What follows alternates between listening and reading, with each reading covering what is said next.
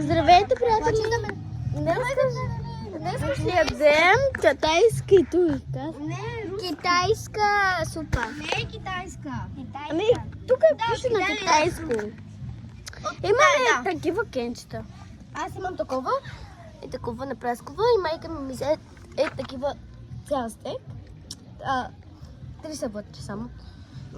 Тези Да, са само и са Китай. добре.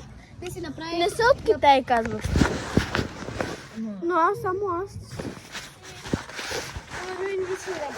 Аз тук малинка, после ще яде своите сладки.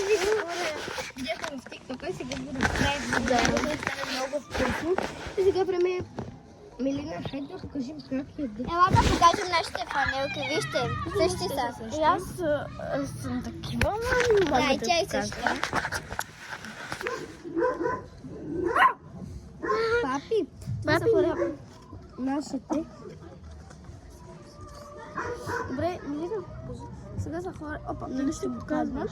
Не викаме, това е... Казва, че нещо е много Люта, много е люта хора, казва. Това къде ще те ядат много люти неща. Това е някаква напитка, ние викаме кенчи. Да. Просто кенчи. Кенчи. Днеска бяхме днеска събота и отидохме на училището, на мажоретите за регулираме. Умряхме от суд.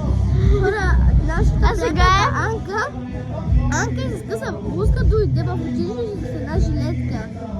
Хора, днеска е 11 градуса, пъвре пролет казва, че ще дойде, нали? На мах на 22.